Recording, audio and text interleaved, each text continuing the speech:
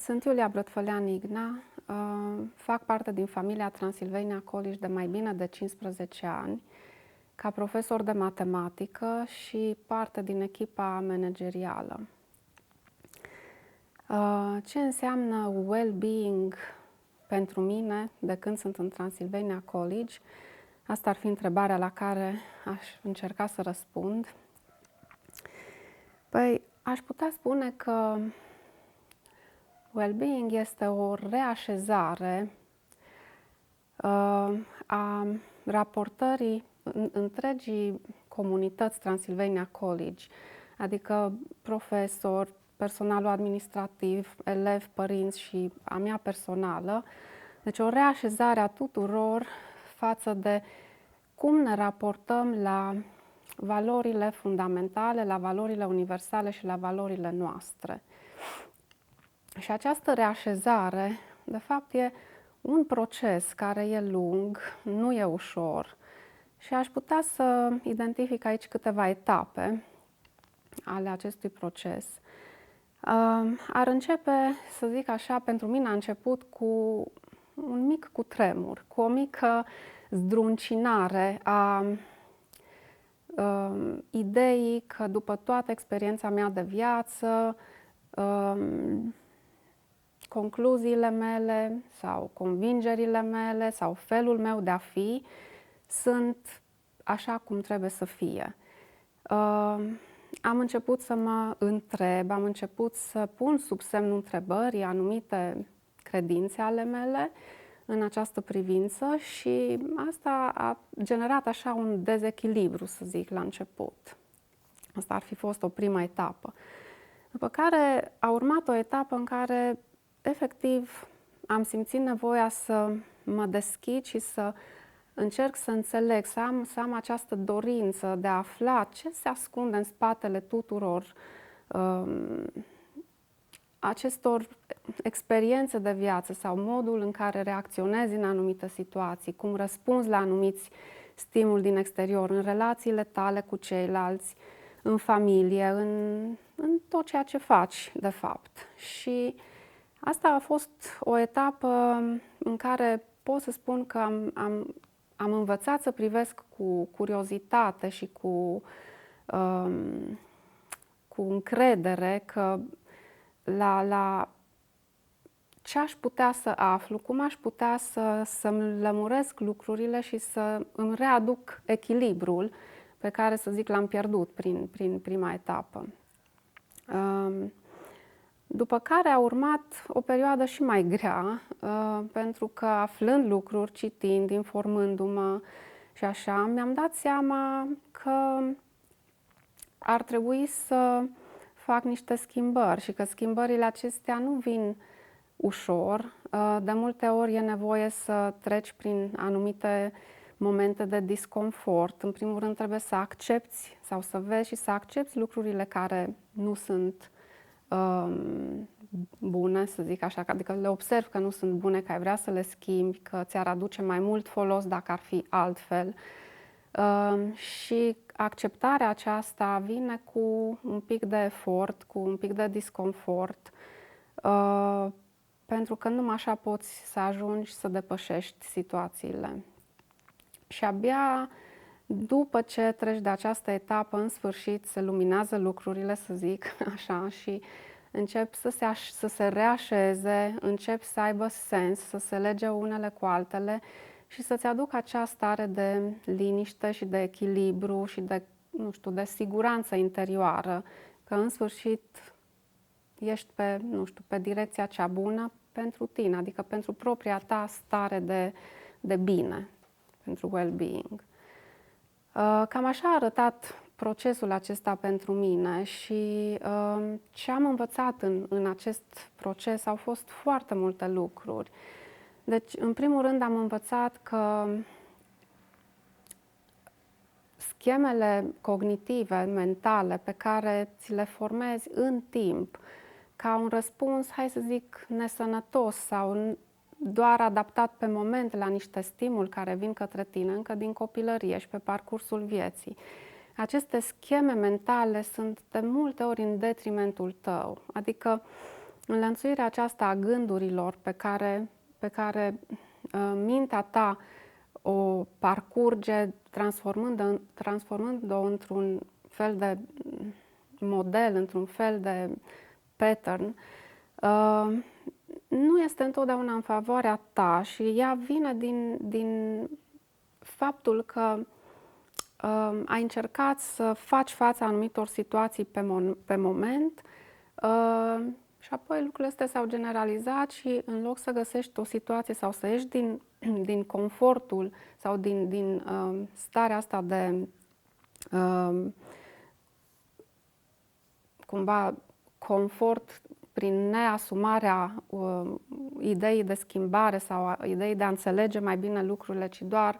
nu știu, acceptând să mergi mai departe cu ele așa cum sunt, astea sunt în detrimentul tău pentru că se formează aceste scheme mentale care, la care, de exemplu, aș putea să menționez aici standarde nerealiste sau deprivarea emoțională. Adică dacă în mod constant ai fost într-un mediu în care nevoile tale emoționale n-au fost împlinite sau ai avut în jurul tău oameni care nu ți-au alimentat aceste nevoi emoționale prin faptul că erau distanți sau disconectați sau așa, mecanismele tale interioare au început să se alarmeze și să genereze aceste pattern-uri de a acționa în anumite situații, de exemplu chiar de a ajunge să-ți propui tu niște standarde atât de înalte pentru a primi ceea ce aveai nevoie din partea celorlalți ca atenție și așa, să te gândești că, de exemplu, wow, nu sunt destul de bun și pentru aia nu primesc ceea ce am nevoie și atunci, uite, trebuie să fac și aia, trebuie să fac și aia și stabilești tu niște standarde nerealiste ca să ieși în evidență, ca să te pui în valoare și acestea duse, să zic, la extrem, generează aceste mecanisme, inclusiv perfecționismul, inclusiv alte mecanisme de coping, să le zic așa, care sunt foarte, nu știu, ți aduc o stare de tensiune, negativitate, apăsare și te depărtează foarte mult de conectarea adevărată cu tine însuți și cu ceilalți și te depărtează de starea aceea de echilibru pe care ți-o dorești.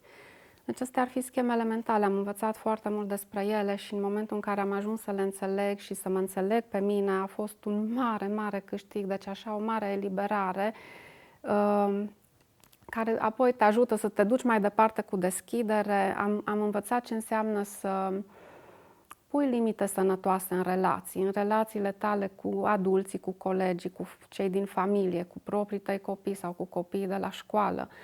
Pentru că relațiile sănătoase și, nu știu, curajul de a avea o discuție dificilă, o conversație dificilă, dar autentică, în care să împărtășești ceea ce simți și în care să-l poți asculta și pe ceilalți.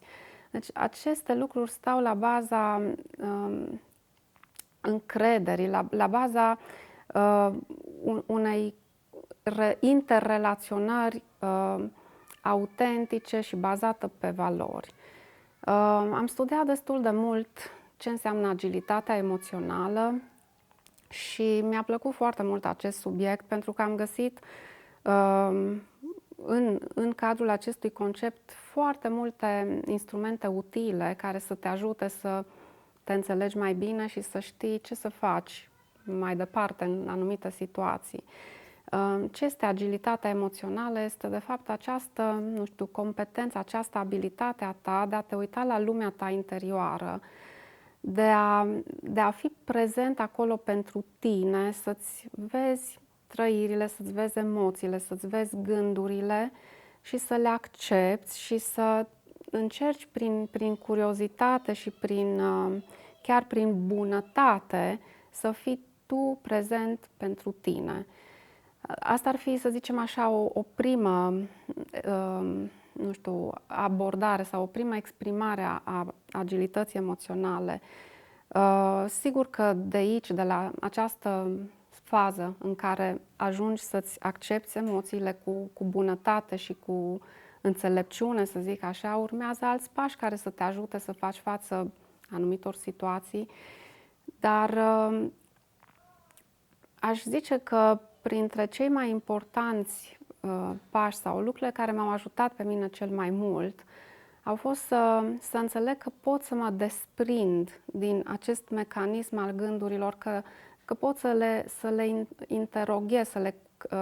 chestionez, să le pun sub semnul întrebării și să zic, stai puțin, ce gândesc eu acum de fapt e în favoarea mea, adică chiar sunt gândurile mele sunt gânduri adevărate sau sunt doar niște scenarii pe care mintea mea le tot prelucrează acolo și mă duc într-o stare negativă. Deci dacă reușești să faci desprinderea asta, apoi dacă reușești să-ți identifici valorile tale personale, adică cele care te ajută cumva să te raportezi mereu la ceva de bază, care să te aducă înapoi la conectarea cu tine și de pe această poziție de conectare cu tine să-ți aliniezi deciziile pe care le faci.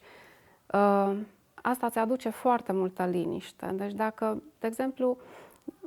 pentru mine e foarte importantă încrederea și foarte importantă, să zic așa, partea asta de explorare și de noutate în viață. Și știu că le am în interiorul meu, am reușit să le clarific, să le identific și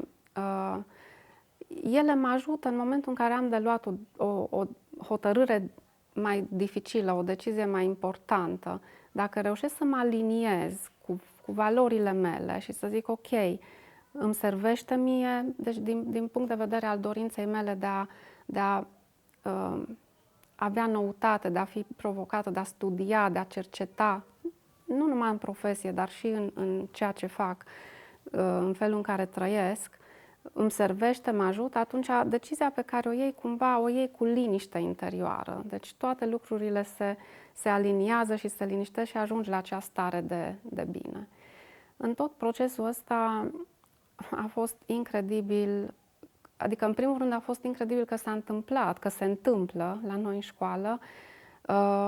că ești susținut, deci am fost susținută pas cu pas și îndrumată și înțeleasă și ajutată de echipa de well-being. Și e clar că nu poți singur, e clar că trebuie cineva să-ți arate drumul și să te încurajeze. Și faptul că deja atât de mulți dintre noi în Transylvania College înțelegem lucrurile astea și ne bucurăm să fim parte din acest proces,